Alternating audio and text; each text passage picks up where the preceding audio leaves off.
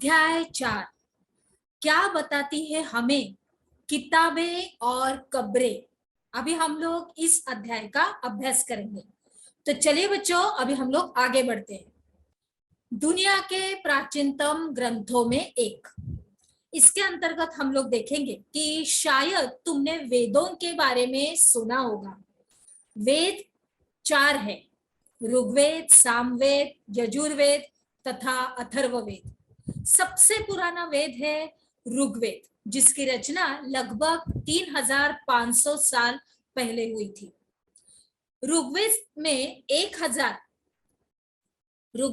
1000 से ज्यादा प्रार्थनाएं हैं, जिन्हें सूक्त कहा गया है। सूक्त का मतलब है अच्छी तरह से बोला गया।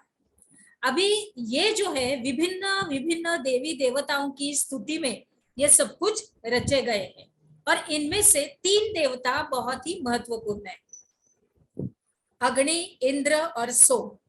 अग्नि आग के देवता, इंद्र युद्ध के देवता है, और सोम एक पौधा है जिसमें एक खास पेय बनाया जाता है।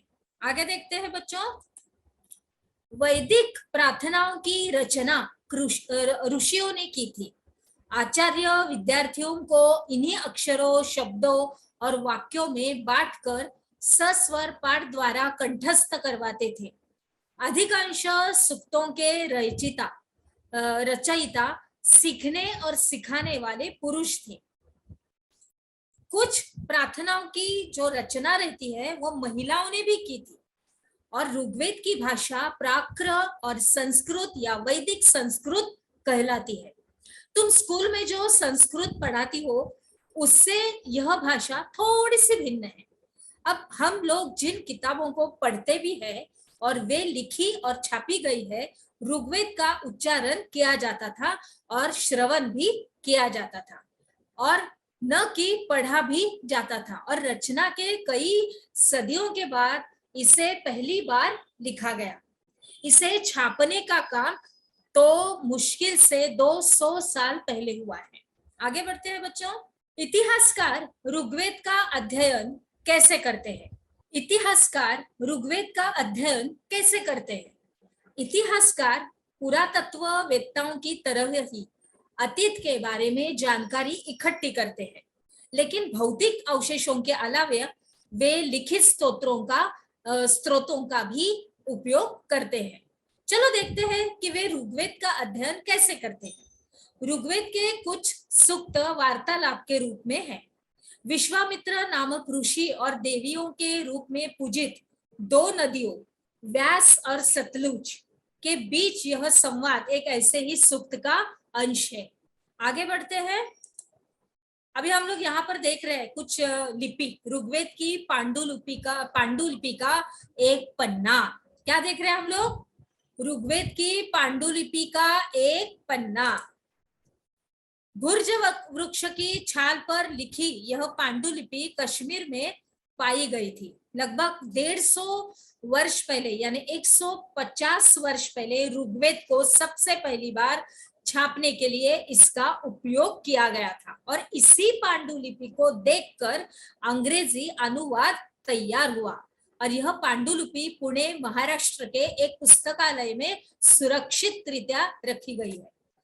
आगे देखते हैं। मवेशी, घोड़े और रथ।